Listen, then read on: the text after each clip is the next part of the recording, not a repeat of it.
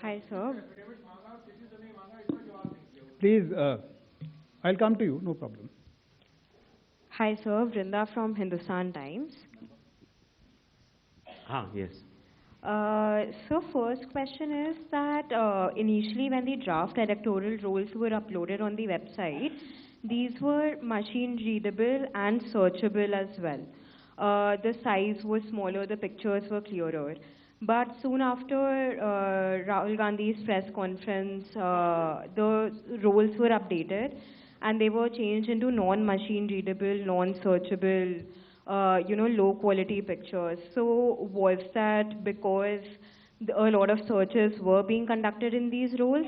And secondly, why is the dual epic ID issue there in Bihar, despite the commission saying back in May that, we have resolved it across the country?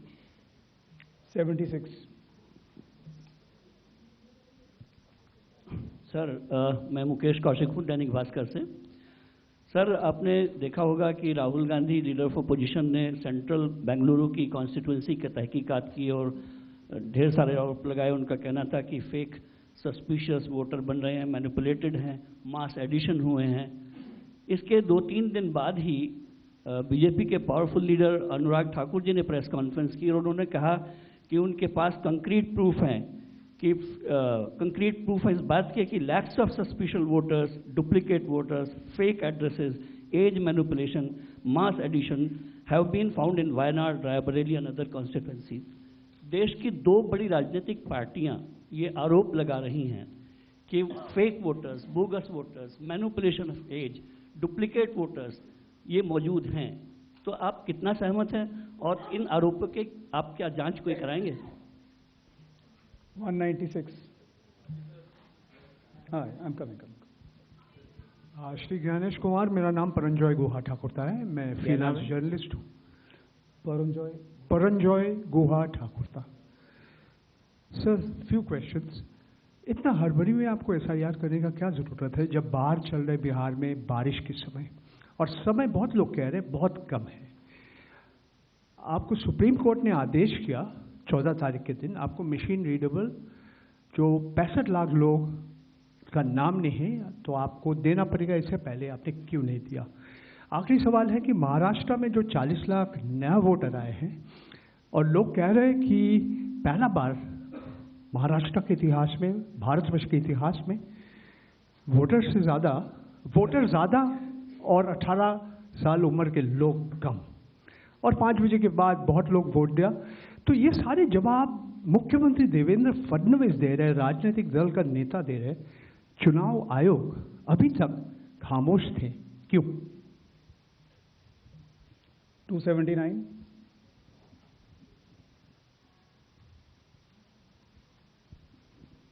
Sir मैं पीयूष पांडे हूँ TV9 Bharatvarsh से। मेरा सवाल ये है कि AI और deep fake जैसे तकनीकी खतरे भी मंडरा रहे हैं, राजनीतिक दल उसका प्रयोग भी कर रहे हैं।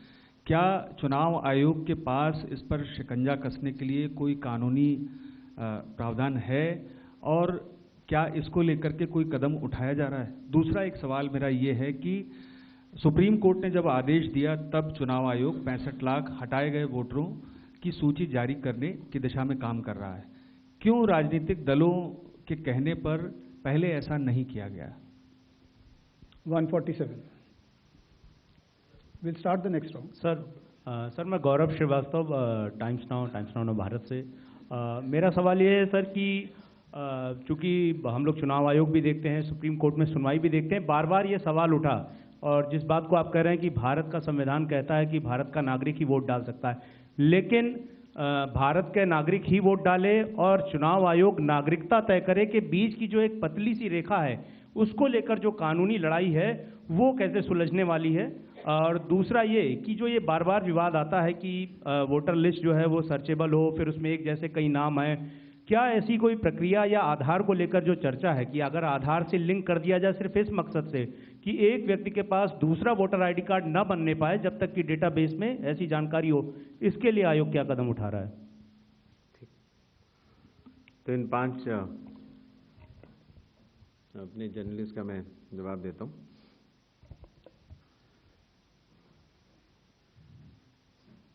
मशीन रीडेबल मतदाता सूची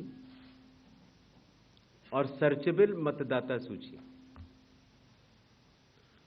दोनों में हमें अंतर समझना होगा। जो चुनाव आयोग की वेबसाइट में मतदाता सूची होती है, उसमें आप एपिक नंबर डाल के सर्च कर सकते हैं, डाउनलोड भी कर सकते हैं। इसको मशीन रीडेबल नहीं कहा जाता। मशीन रीडेबल के ऊपर मैंने आपको शुरुआती उसमें बताया था कि 2019 में माननीय सुप्रीम कोर्ट ने भी इस विषय का गहन अध्ययन किया और ये पाया कि मशीन रीडेबल इलेक्टोरल रोल देने से वोटर की प्राइवेसी का हनन हो सकता है।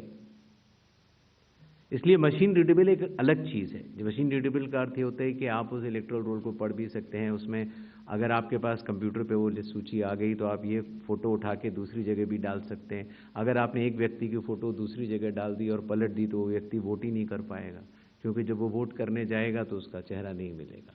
तो मशीन रीडेबल एक अलग चीज़ है, मशीन रीडेबल वर्जित है।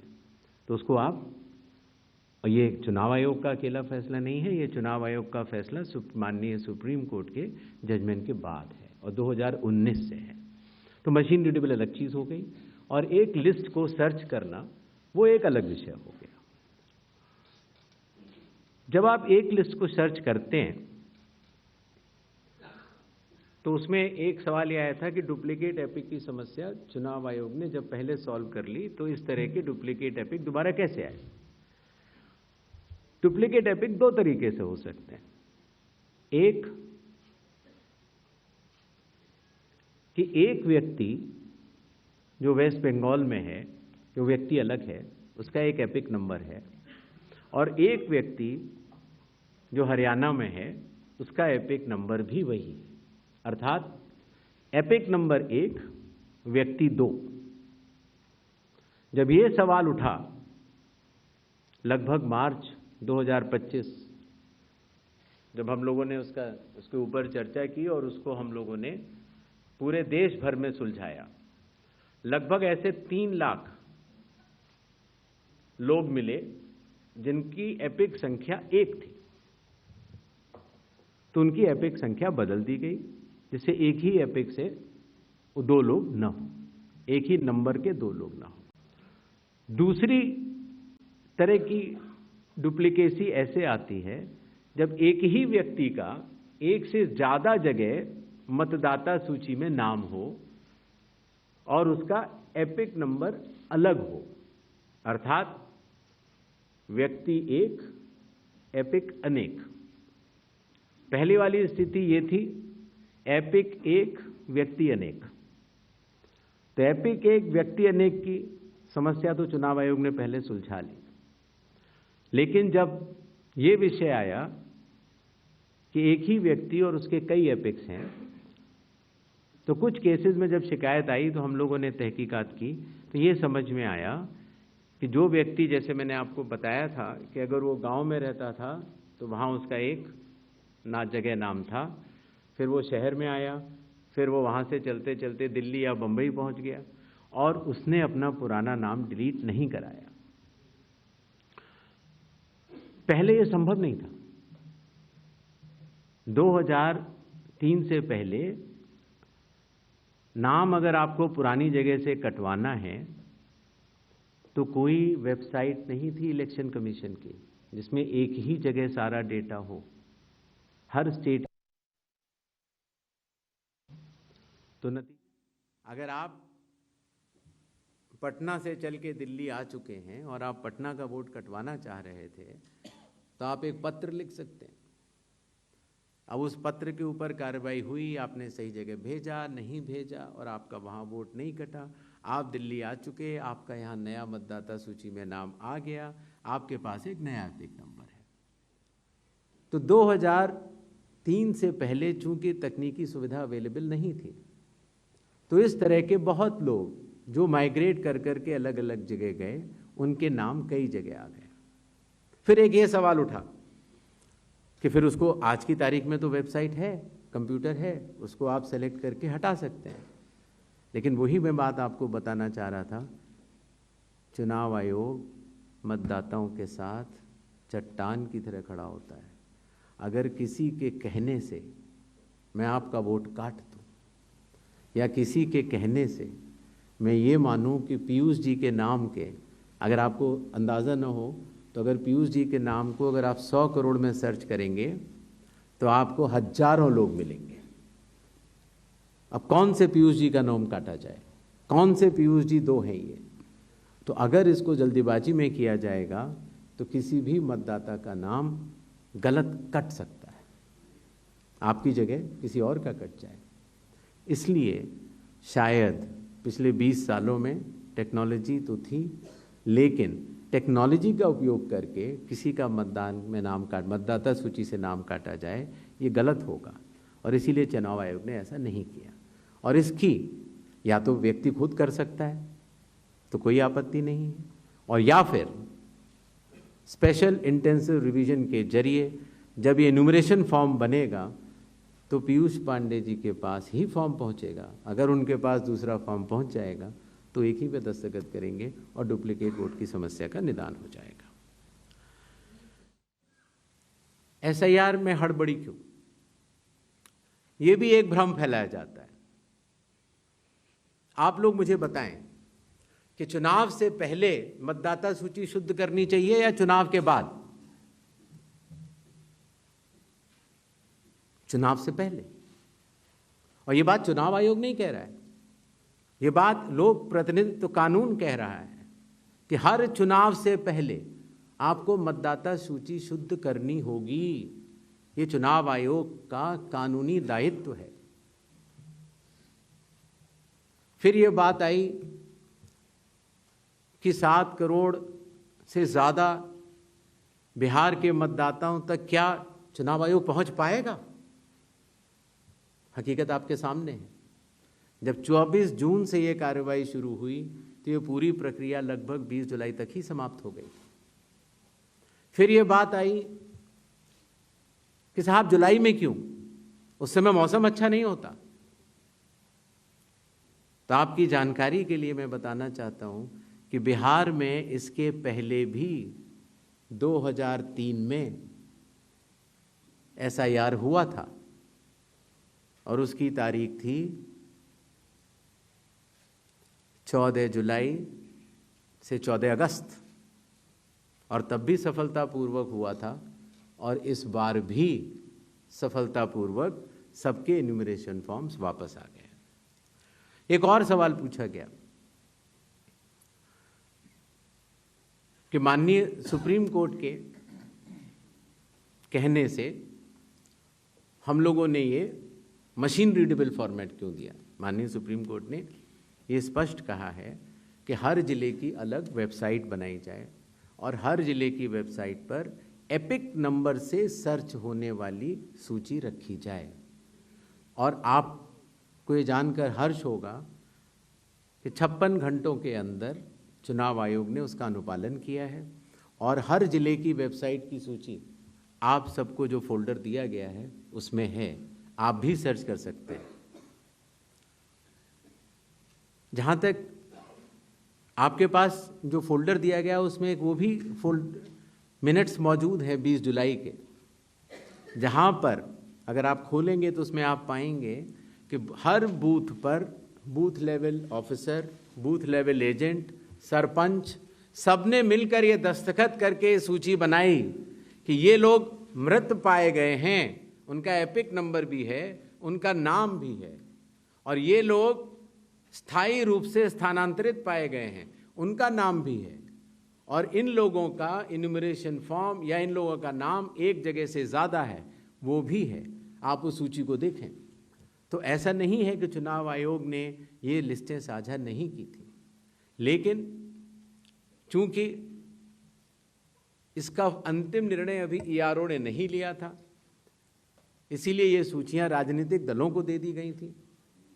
और कुल मिला के जिन लोगों के इन्यूमरेशन फॉर्म नहीं आए वो 1 अगस्त को जब ड्राफ्ट लिस्ट दी गई थी राजनीतिक पार्टियों को, वो भी दस्तावेज आपको दिए गए हैं जिसमें कि हर पॉलिटिकल पार्टी ने साइन करके ये लिस्ट ली है, जिसमें कहा है कि ये वाले नाम तो आ चुके हैं प्रारूप सूची में और ये वाले नाम नहीं आए हैं। हर जिला प्रेसिडेंट ने उस लिस्ट को सत्यापित किया है 1 अगस्त को और अपने टेस्टिमोनियल्स भी दिए हैं। तो ये सूचना और भी लोगों तक पहुंचे, आप तक भी पहुंचे। चुनाव आयोग तो पारदर्शिता का स्वागत करता है और ये बहुत ही अच्छी बात है। शायद इससे अगर कुछ लोग जो छूट गए हों, अगर वो नाम दे पाएं, तो चुनाव आयोग का तो नारा है हर पात्र मतदाता को सूची में लाना है और हर अपात्र मतदाता को सूची से हटाना है। तो उस उद्देश्य में ये हमारी मदद कर रहा है। एआई और डी फेक हमारे लिए वास्तव में चुनौती है। अभी कल किसी एक ट्विटर हैंडल पर एक एआई जनरेटेड वीडियो थी जो कि सत्य से परे, लेकिन इस तरह की चुनौतियों का सामना करने के लिए चुनाव आयोग तो भरसक प्रयास करेगा, लेकिन कानून के दायरे में ही रहकर कर सकता है।